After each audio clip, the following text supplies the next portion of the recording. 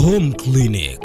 Uhali gani mtazamaji wa Sauti TV popote pale ulipo, karibu katika kipindi hiki cha Home Clinic, kipindi ambacho kinakujia kila siku ya Jumatano muda na wakati kama huu. Kinakupa nafasi ya kuweza kupata uelewa wa masuala mbalimbali yanayohusu afya yako. Nahodha wako wa zamu, jina langu ni Stella Po. Ikiwa leo ni mara nyingine tena tunakutana ndani ya uwanja huu wa Home Clinic.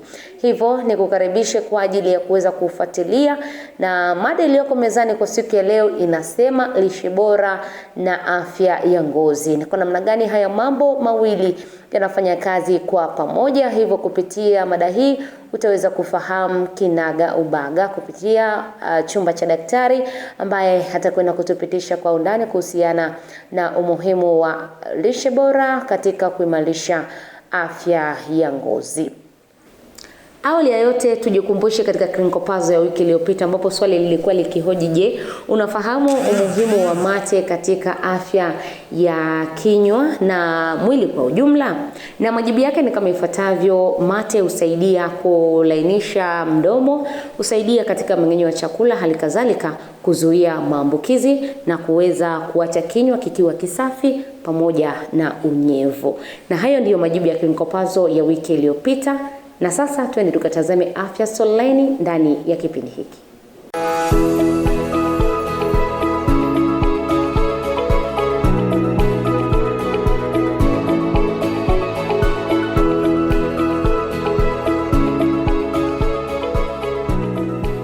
Ngozi ni kiungo kikubwa zaidi katika mwili wa binadamu. Hufanya kazi muhimu kama kulinda mwili dhidi ya vijidudu, udhibiti joto na usaidia katika hisia ya miguso. Ili ngozi iwe na afya njema, sio tu kutumia vipodozi vya nje, bali pia kuzingatia lishe bora ni jambo la msingi sana.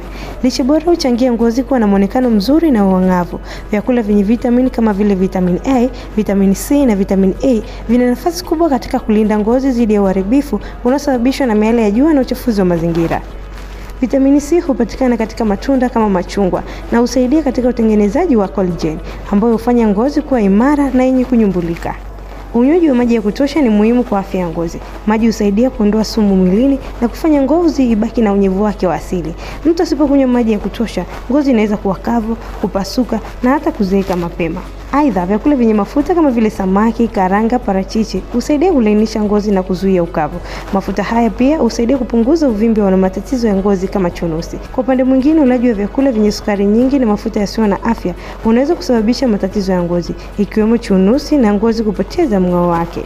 Vile madini kama zinki na selenium yana mchango mkubwa katika kurekebisha seli za ngozi na kuimarisha kinga ya mwili. Madini haya hupatikana katika vyakula kama mbegu, nyama na nafaka zilizokobolewa. Siku zote afya ya ngozi inaanzia ndani ya mwili. Lishe bora, maji ya kutosha na uchaguzi mzuri wa vyakula unaweza kufanya ngozi yako iwe na afya njema, yenye mvuto na yenye uwezo wa kujilinda dhidi ya maradhi mbalimbali. Hivyo basi, kila mtu anapaswa kuzingatia lishe yake ili kudumisha afya bora na ngozi imara.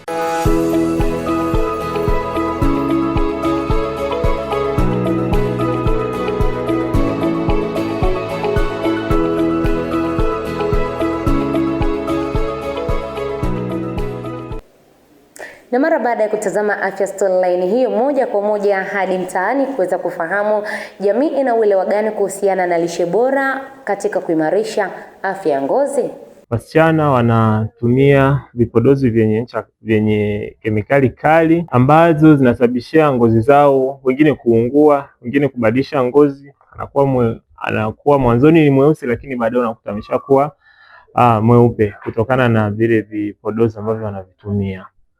Lakini pia kitu kingine, unakuta kuna magonjwa ya ngozi ambayo yanasababishwa na kushare nguo na mtu mwenye changamoto ya ngozi. Unakuta mtu ana ukurutu, ana miwasho au ana mba za mwilini. Na hiyo ni changamoto ambayo inatokana na sharing of clothes, inasababisha magonjwa ya ngozi.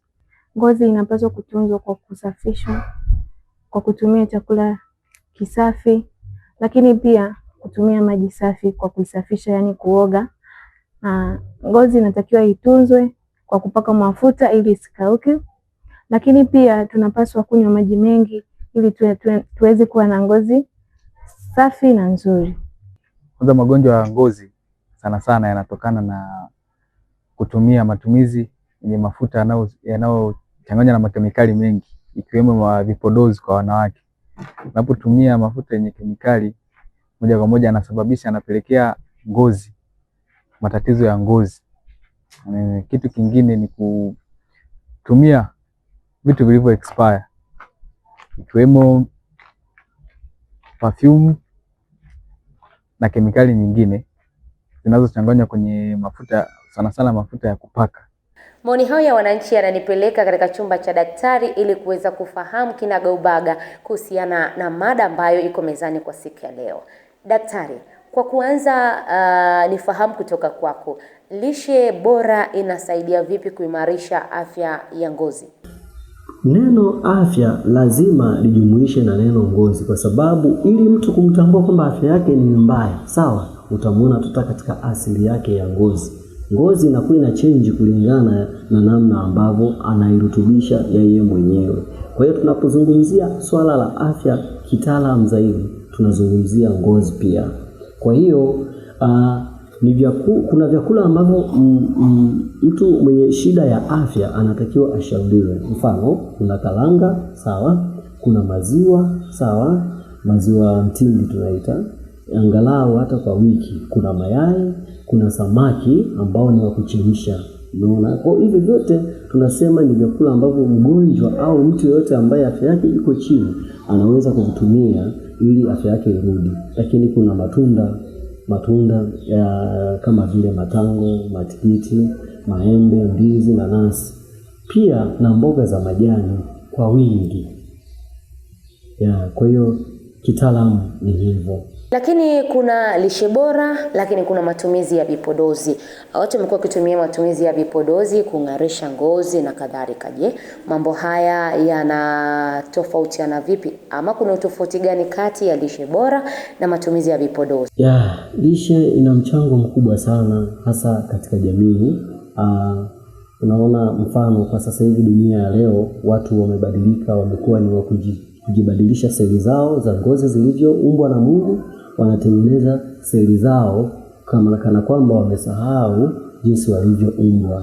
Kwa hiyo tunaweza tukasema kwamba lishe ya ngozi, sawa, ni lazima mtu afuatilie ile asili kama nilivyozungumza kwamba lazima ale karanga, lazima atumie maziwa, lazima samaki, lazima pia na maharage, sawa.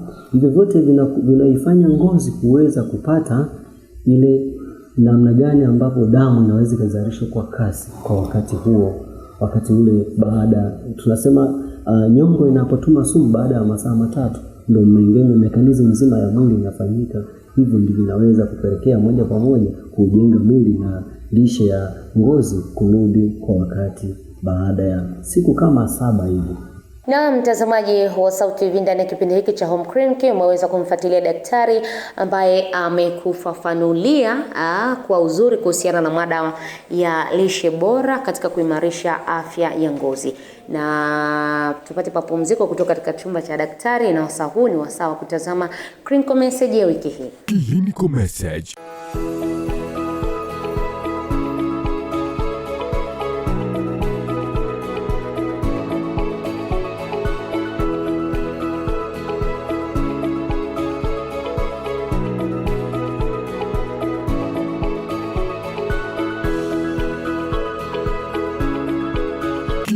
Message. Clinical message hiyo inanirejesha tena katika chumba cha daktari kwa ajili ya ushauri. Daktari, nini ushauri wako kwa jamii kuhusiana na lishe bora katika kuimarisha afya ya ngozi? Ushauri wangu kwa jamii kuhusu lishe, jamii kwa ujumla kwanza inapofahamu nini maana ya lishe, kwa ianze kutumia lishe na chakula chenye lishe kwa wakati. Hasa tena wasije wakapuuzia, kwa sababu lishe ya ngozi na afya yenyewe ni vya muhimu sana. Hiyo ndio vinakufanya wewe uweze kuamka na kufanya shughuli zako unapokuwa uko imara, unapokuwa kuna homa zozote kupitia lishe. Mtazamaji, siku zote ushauri wa mtaalamu unapaswa kufanywa kazi, kwa sababu unatoka kitaalamu zaidi na sio maneno matupu. Hivyo ukiwa unaendelea kupambana katika kuimarisha afya yako ya ngozi, ni vyema kutumia lishe bora kwa ajili ya kuimarisha afya hiyo. Na wasahuni wasawa kutazama Clinical Puzzle ya wiki hii. Clinical Puzzle.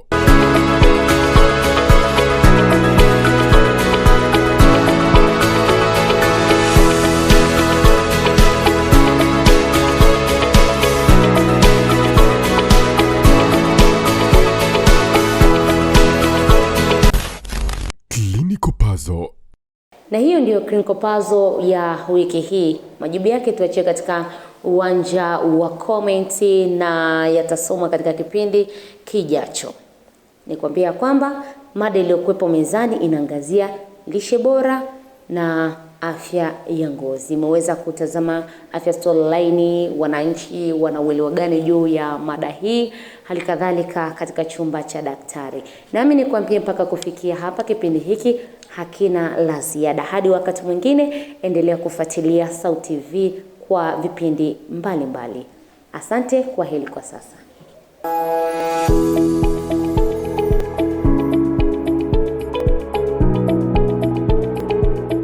Home Clinic.